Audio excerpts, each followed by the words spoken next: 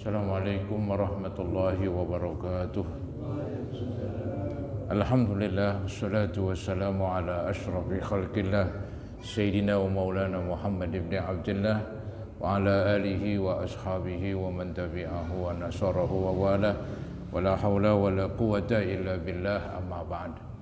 Hadirin jamaah Majlis Ta'lim Masjid Al-Anwar yang saya muliakan, khususnya pimpinan dan para pengurus, juga para hujjaj, para asatizah dan para remaja sekalian. Syukur alhamdulillah pada malam hari ini kita bisa hadir kembali berkumpul untuk sama-sama mengikuti pengajian.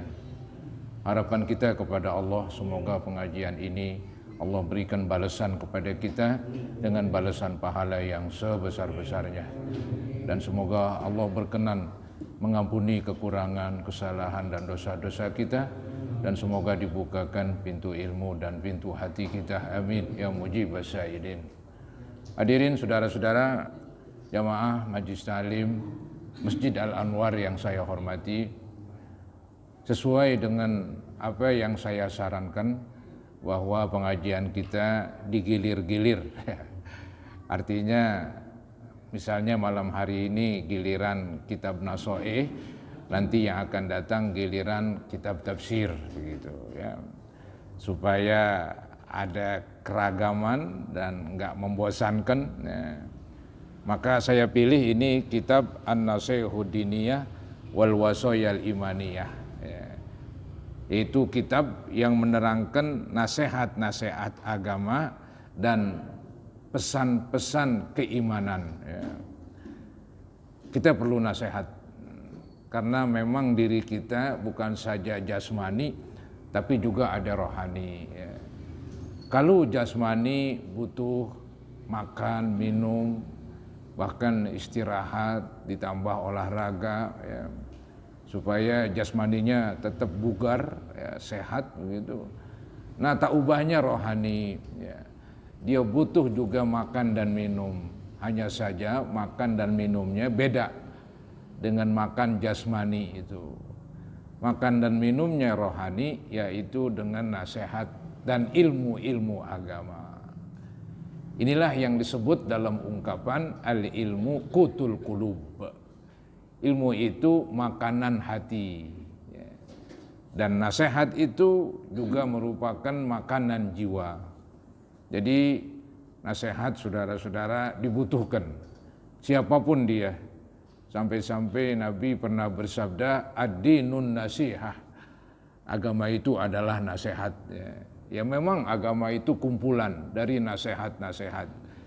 Di dalamnya ada nasihat untuk supaya iman kita kuat, mantap, akidahnya betul-betul kokoh ya. Nah, kita pelajarilah ilmu-ilmu yang berkenaan dengan tauhid ya. Kemudian juga agama itu ada nasihat tentang syariat ya. Dinasihati kita bahwa agama ada perintah, dalam agama ada larangan, baik itu perintah larangan dari Allah, dari Rasulnya. Nah, itu juga nasihat buat kita ya. Dalam agama ada yang disebut akhlak. Kita disuruh yaitu mempunyai akhlak mulia. Maka diterangkan tuh di dalam agama kita akhlak-akhlak yang mulia. Itu nasihat buat rohani kita. Maka saudara-saudara, saya pilihlah kitab yang bernama kitab An-Nasihud Diniyah ya. Sayang emang belum dibeliin tuh bukunya, padahal bukunya murah banget itu ya. Kitab kuning jarang orang beli ya. Baik saudara-saudara, ini kebetulan saya punya buku cetakan baru ini. Ada cetakan lama, ada cetakan baru. Cetakan baru ini ada tambahan-tambahan, dibuat judul, kemudian juga ada catatan-catatan begitu.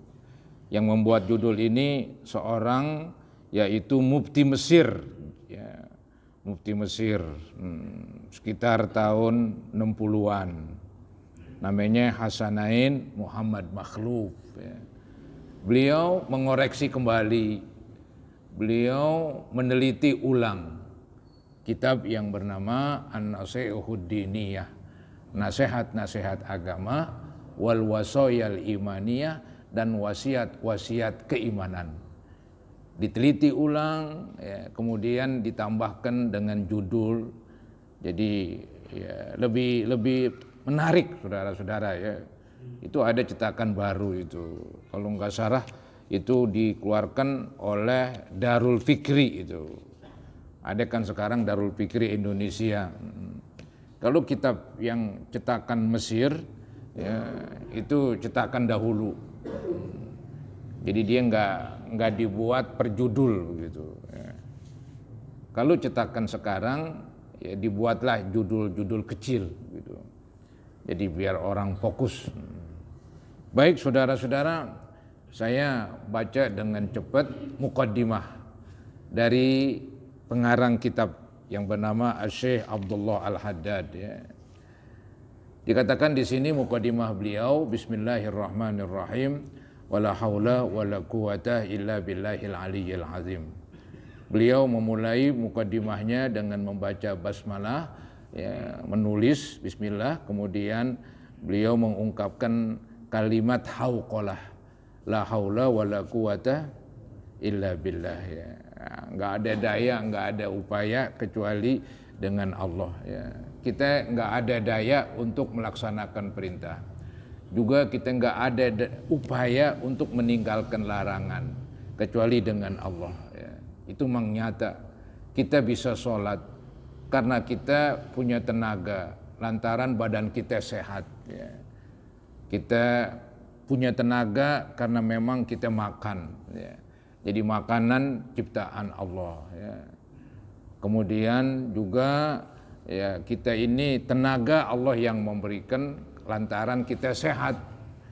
Bisa aja kita Allah kasih sakit ya, akhirnya ibadahnya bisa nggak maksimal, jangan-jangan nggak ibadah begitu. Jadi nggak bisa melaksanakan perintah kecuali dengan kekuatan yang Allah berikan ya. Begitu juga nggak bisa meninggalkan larangan kecuali dengan kekuatan yang Allah anugerahkan kepada kita ya. Karena larangan itu kan sifatnya menggoda hawa nafsu, sedangkan kita punya hawa nafsu, bawaannya pengen ngerjain aja itu larangan ya. Nah, tapi dengan taufik alias pertolongan dari Allah, jadi kita ya lebih mudahlah meninggalkan larangan ya. Jadi kita sudah masuk Islam ya, ngikutin hidayah, juga kita diberi taufik yaitu pertolongan agar bisa melaksanakan hidayat-hidayat tersebut ya. Kemudian Syekh Abdullah Al-Haddad melanjutkan mukaddimahnya, subhanaka la ilma lana illa ma 'allamtana innaka antal alimul hakim. Ini ayat menerangkan bahwa ilmu itu Allah lah yang berikan ya. Jadi subhanaka la ilma lana, maha suci engkau ya Allah, kami tidak punya ilmu illa ma 'allamtana, kecuali apa yang Kau ajarkan kepada kami. Allah yang mengajarkan kepada kita, walaupun memang ilmu itu didapat melalui proses, ada gurunya yang ngajarin, kita pun siap belajar dan berusaha, baru dah dapat ilmu ya. Tapi pada hakikatnya Allah yang berikan ilmu itu, karena enggak semata-mata usaha, samalah dengan rezeki dan lain-lainnya. Rezeki didapat bukan semata-mata usaha. Kalau semata-mata usaha itu hukum sebab akibat nggak pernah meleset. Ada usaha, ada akibat, ada hasilnya. Ya, ada usaha nyari duit, dapat rezeki. Tapi kan kadang-kadang ada orang usaha nyari rezeki nggak dapat rezeki. Malah jangan-jangan rezeki yang ada malah keporot kan begitu, ketarik saudara-saudara ya. Jadi rezeki Allah yang memberikan, walaupun tetap karena kita hidup di dunia pakai proses, yaitu geremet dan berusaha. Ilmu juga begitu, ilmu Allah yang berikan, rezeki Allah yang berikan, semuanya Allah yang berikan. Tapi Allah kan memberikannya itu dengan syarat, lantaran kamu hai manusia hidup di dunia, dunia saya ciptakan, maka kamu harus berusaha. Harus berusaha di muka bumi ini ya. Yang ingin ilmu ya belajar, yang ingin rezeki ya usaha begitu, yang ingin sehat ya hidup sehat. Dan kalau sakit berusaha berobat. Begitulah. Ya, semuanya dari Allah. Termasuk nih ilmu. Jadi Syekh Abdul Haddad mengatakan la ilma lana illa ma 'allamtana. Ini kutipan dari ayat Al-Qur'an, ya. Innaka antal alimul hakim. Sungguhnya engkau ya Allah yang maha mengetahui dan maha bijaksana. Kemudian Syekh Abdullah Haddad melanjutkan, ya, mukaddimahnya. Alhamdulillahi rabbil alamin. Ini puji-pujian lah, biasalah. Seorang hamba mesti memuji Allah. Karena Allah ini kan begitu banyak nikmatnya, ya, dan begitu banyak ciptaannya, ya. Jadi semua puji-pujian itu kembali kepada Allah. Saya memuji, maaf, misalnya apa ya, rumah yang bagus sekali, ya kembalinya kan kepada Allah. Karena rumah yang bagus itu kan bahan-bahannya ciptaan Allah. Didirikan oleh manusia ciptaan Allah. Pakai tenaga Allah yang memberikan. Ya. Jadi saya memuji bangunan berarti memuji Allah. Ya. Nah ini memuji secara langsung. Alhamdulillahirabbil alamin. Segala puji bagi Allah yang memiliki alam ini, alam dunia, alam akhirat, alam hewan, alam manusia. Ya. Semuanya Allah yang menciptakan. Ya. Begitu indah ciptaannya. Ya. Kemudian alladzi ja'ala ad-da'wata ilal huda wad dalalata 'alal khair. Setelah Syekh Abdul Haddad, ya, mengungkapkan pujiannya kepada Allah, beliau menjelaskan yaitu Allah yang menjadikan dakwah kepada petunjuk dan menunjuki atas kebaikan dan nasihat kepada orang muslim adalah merupakan ibadah yang mendekatkan diri kepada Allah yang paling afdal. Beliau mengatakan min afdolil qurbat, yang paling afdol dari perbuatan-perbuatan yang mendekati kepada Allah. Sembahyang, ya kita mendekat kepada Allah. Ya. Ada ayat wasjud waqtarib, sujudlah kamu akan mendekat. Melalui sholat, orang mendekat. Melalui bersedekah, orang mendekat. Pokoknya melalui melaksanakan perintah, meninggalkan larangan, itu orang berusaha mendekat. Ya, termasuk kurban, dari kalimat qaruba artinya dekat. Dia menyembelih hewan kurban, ya, dagingnya disedekahkan supaya dia kurban, supaya dia dekat kepada Allah Subhanahu wa taala. Saudara, dekat kepada Allah menguntungkan. Kalau dekat kepada manusia ya belum tentu.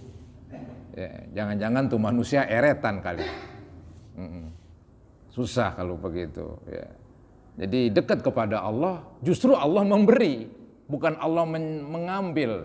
Memang benar Allah mengambil tenaga waktu kita untuk sholat, tapi kan nanti akan diberi lebih besar lagi.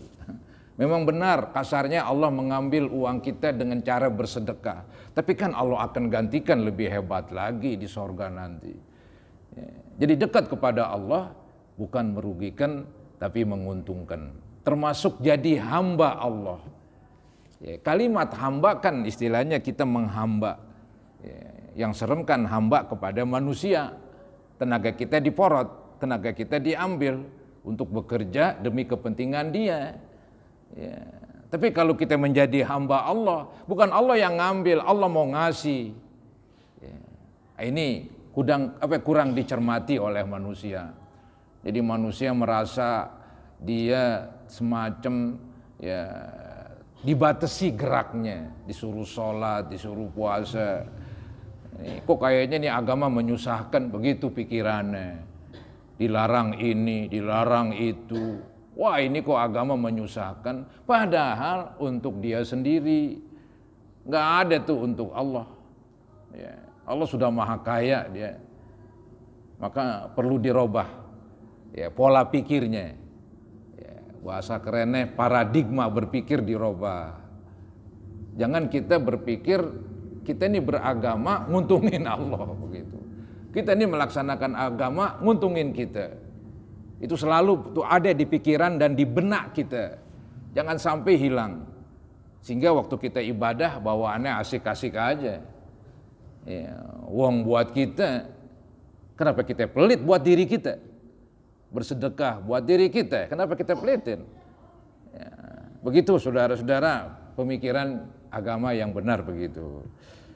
Nah, Syekh Abdul Haddad ini yang paling afdol dari kurubat, dari perbuatan-perbuatan yang mendekatkan kepada Allah, yaitu seseorang mengajak kepada petunjuk, seseorang mengajak kepada kebaikan, seseorang memberi nasihat. Itulah pendorong beliau. Maka beliau membuat kitab Nasoih, kitab nasihat. Kitab nasihat ini adalah mengajak kepada kebaikan. Yang namanya nasihat selalu begitu, mengajak kebaikan. Gak ada nasihat menjerumuskan orang ke dalam kejahatan atau dosa. Nasihat itu, maka istilah orang tuh dinasehatin, kudunya digirang, tapi orang mungkin alergi, mungkin jadi tambah kesel dinasehatin. Padahal nasihat itu untuk kepentingan orang yang dinasehati. Dan nasihat adalah selalu membawa kebaikan. Tapi pemikiran manusia lain lagi. Ya begitulah manusia.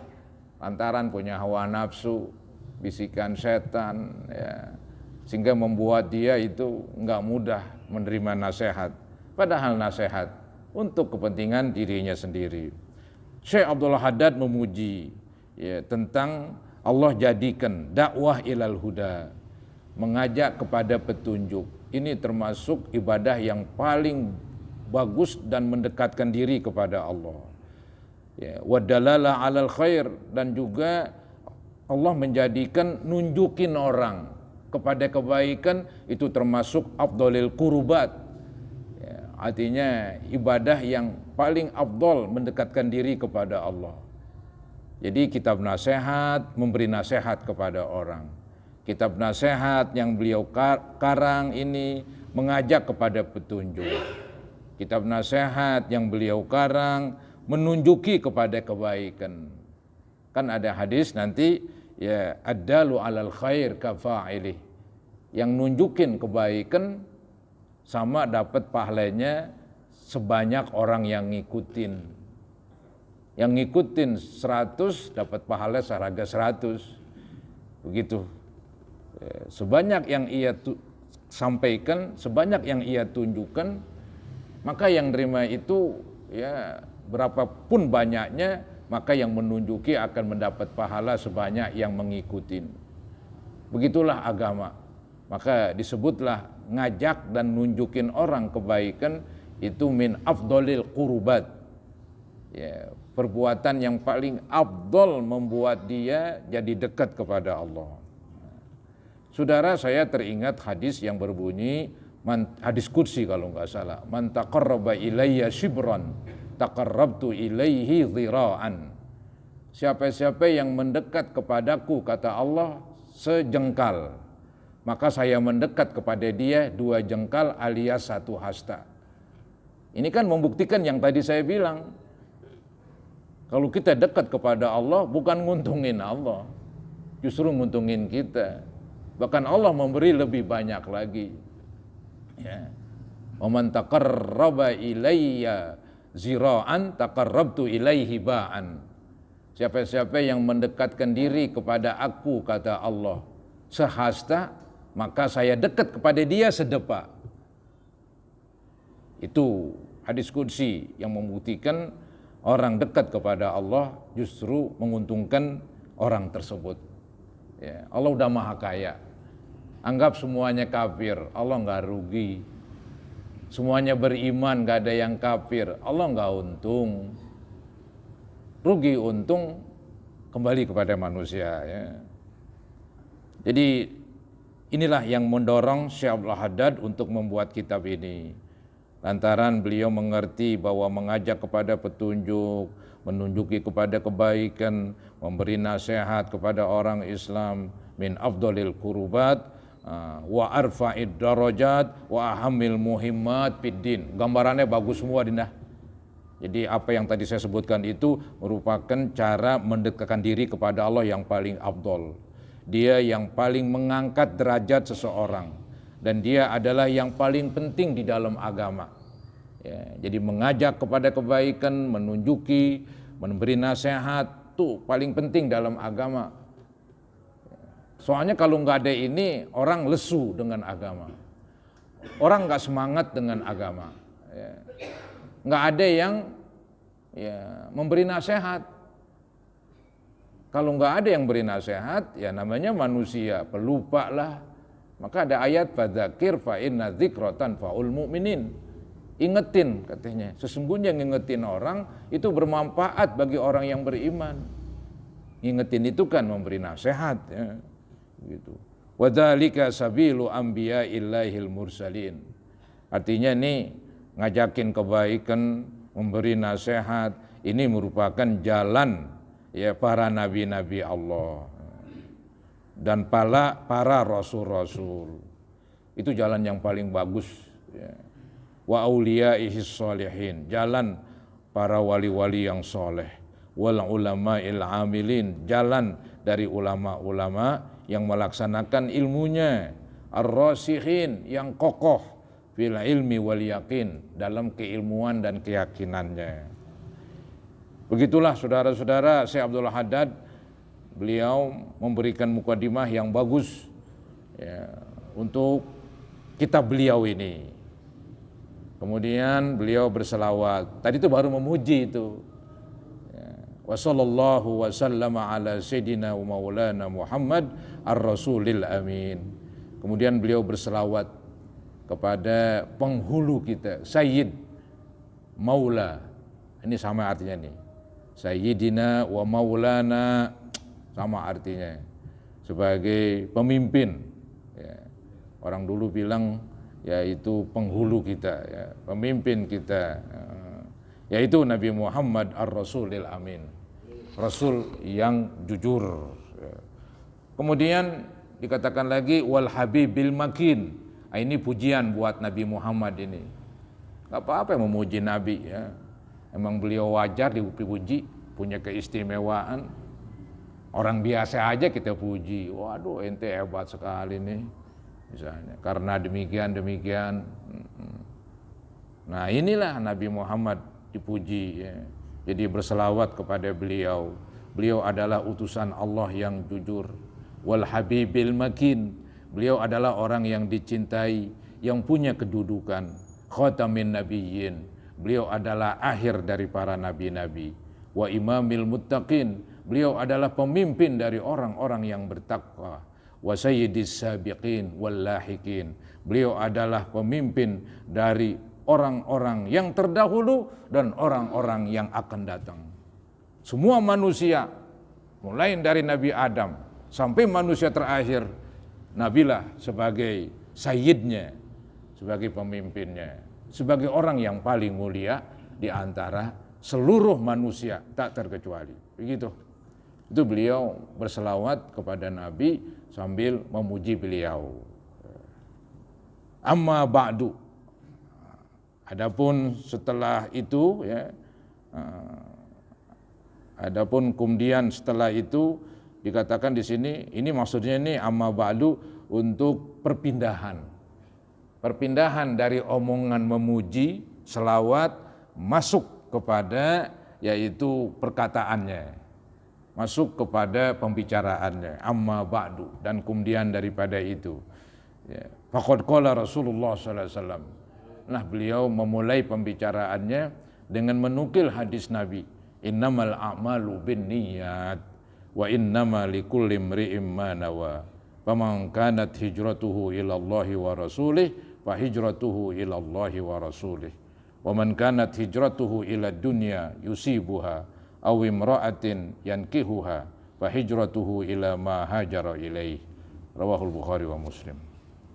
Ini hadis yang memang dijadiin tuh hampir setiap ulama-ulama dulu mengarang, ditaruh di paling atas tuh hadis supaya ngingetin pasang nawa itu begitu. Ya, beliau pun juga demikian ini. Jadi jangan sampai beliau mengarang kitab ini nawaitunya udah melenceng, udah bengkok. Maka dikatakan di sini beliau menukil sabda Nabi Muhammad SAW, innamal a'malu binniyat. hanya saja perbuatan-perbuatan itu dengan niat. Saudara, kalimat innamal a'malu binniyat yang saya artiin hanya saja perbuatan-perbuatan itu dengan niat, ini yang saya pahami itu dibagi dua tuh niat. Ada niat keikhlasan, ada niat untuk keabsahan suatu perbuatan. Artinya dalam segi hukum, niat itu adalah bagian daripada peraturan agama. Ya. Maka ada istilah kita berwudu ada niat, rukun wudu ada 6, salah satunya niat. Rukun sembahyang sekian belas begitu, salah satunya niat. Rukun puasa sekian, salah satunya niat, dan seterusnya. Jadi niat itu adalah salah satu aturan di dalam melaksanakan suatu ibadah. Itu ditinjau dari segi hukum itu, ya, bahwa niat itu pokok. Ya. Maka dijelaskan dalam mazhab Syafi'i, niat itu kan istilahnya untuk membedakan antara satu kerjaan dengan kerjaan lain. Kita mandi pakai air, mandi kan macem-macem, ada mandi menghilangin gerah, ada mandi ngilangin najis, ya. Ada mandi mengangkat hadas besar khususnya. Nah, dengan adanya niat jadi terfokus, ya, jadi mandinya emang semata-mata mengangkat hadas. Nah, itulah gunanya niat untuk supaya membedakan antara kerjaan ibadat dengan kerjaan adat. Ya, ibadat dengan adat begitu. Ya. Orang nggak makan, nggak minum, bisa aja pantang, lagi pantang. Ada yang nggak makan, nggak minum, niatnya puasa begitu. Ada orang ke masjid, ada yang nungguin temennya atau ke masjid emang di niat itikaf. Ya. Itu yang membedakan adalah niat begitu. Maka niat itu disyariatkan untuk membedakan antara ibadat dengan adat gitu. Bahkan antara ibadat dengan ibadat itu sendiri. Ya, ada istilahnya sholat zuhur, ada istilahnya sholat asar dan seterusnya. Maka niatnya itu ditakyin, kalau kita belajar fikih, ya, qasad ta'arud ta'yin, ditakyin, ditentuin. Lu sembayang nih, sembayang apaan? Oh zuhur, oh iya, tentukanlah zuhur. Oh asar, ya iya tentukanlah asar. Jangan saya sembahyang, masih umum. Difokuskan, ya, dikecilkan, yaitu sembahyang apaan? Sembahyang zuhur. Ya. Maka ada istilah usolli sunnatal usolli fardul maghribi misalnya. Walaupun dalam mazhab Syafi'i niat itu sih nggak wajib diucapkan, sunat aja. Ya, nggak perlu niat-niat usolli, nyaring-nyaring begitu. Nggak usah. Di kan dalam mazhab Syafi'i itu niat di dalam fardu, ya, itu sunatnya diucapkan. Kenapa sunat? Dia membantu biar lebih konsentrasi. Itu emang benar. Itu memang nggak dipungkiri lah. Ya, jadi dengan kita niat terucap, kuping kita dengar, jadi lebih konsentrasi. Ya, itu boleh memang diucapkan, tapi jangan terlalu gede lah. Seukuran didengar oleh orang lain. Lah kagak, oleh dirinya sendiri dong, otomatis dong. Ya, itu niat, ya. Jadi niat itu, nah di dalam, maaf saya tambahin, di dalam pendapat orang-orang, ya orang sebut ya Wahabilah apalah, itu haram itu. Kalau ada orang dia inti baca sholli fardul maghrib, haram begitu dah. Itulah pendapat dia, biarinlah. Dia mengharamkan itu, nggak boleh. Ya pemahamannya beda. Justru mazhab Syafi'i bukan mengharamkan, diucapkan, sunatkan. Kan wajibnya di hati, di mulut, diucapkan adalah sunat. Kenapa dibilang sunat? Dia punya alasan untuk membantu hati. biar hati kita terbantukan dengan ucapan bahwa saya mau sholat, bahwa saya niat puasa, saya niat haji dan seterusnya, ya. Begitu saudara-saudara, ya. Tapi ya begitulah, pemikiran-pemikiran memang beda-beda. Yang penting kita kerjain yang biasa lah, begitu, ya. Adapun mereka mengatakan itu bid'ah dan haram, yaitu pemahaman mereka. Ya, pemahaman bisa beda-beda memang. Ya, pemahaman di sini yang beda, ya. Jadi itu cerita niat itu, ya. Cerita niat. Nah itu diambil dari hadis innamal a'malu binniyat itu. Hanya saja, maka mereka tuh mengartikan begini secara hukum. Hanya saja sahnya perbuatan dengan niat. Ada kalimat sah di situ ditambahin. Dalam teks hadisnya nggak ada. Hadis mengatakan innamal a'malu binniyat. Ya, hanya saja perbuatan-perbuatan dengan niat. Selesai. Tapi para ahli hukum supaya jelas maka ditambahin kalimat sah. Hanya saja sahnya perbuatan dengan niat. Nggak pakai niat nggak sah, begitu. Ya, itu niat. Itu niat segi hukum itu, hukum fikih. Ya. Ada niat dalam segi lain yaitu niat ikhlas. Niat keikhlasan, yaitu diterangkan di hadis selanjutnya itu, ya, seperti dicontohin paman kanat hijratuhu ilallahi wa rasulih fa hijratuhu ilallahi wa rasulih.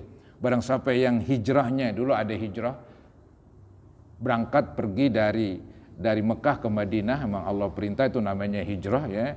Jadi kata Nabi, barang siapa yang hijrahnya kepada Allah dan Rasulnya. Itu kata-kata hijrah kepada Allah, hijrah kepada Rasul itu bahasa kiasan.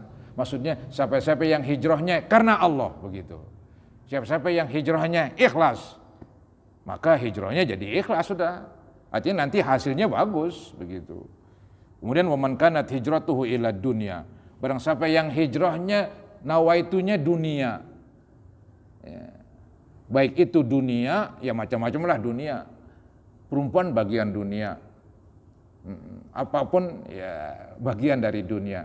Maka ada cerita itu bahwa di masa Nabi katanya ada orang laki-laki dia hijrah, ikut hijrah. Karena pacarnya mau hijrah ke Madinah, diikut juga dah. Ikutnya bukan semata-mata mau hijrah. Karena nanti akan menikah di sono. Maka Nabi bilang itu dia awimra'atin yankihuha, atau dia hijrah dengan tujuan menikahi wanita. Maka Nabi katakan fa hijratuhu ila ma hajara ilai, maka hijrahnya sesuai apa yang dihijrahkan, yang ia niatkan. Nah itu niat keikhlasan itu. Jadi niat keikhlasan lain, niat yang tentang keabsahan suatu perbuatan lain lagi. Hadisnya tentu juga. Hadisnya tentu juga, ya. Begitu. Apa ada yang bertanya kali? Ada yang bingung kali omongan saya? Ya beginilah saudara-saudara, kitab nasihat dia menjelaskan ya macam-macam begitu.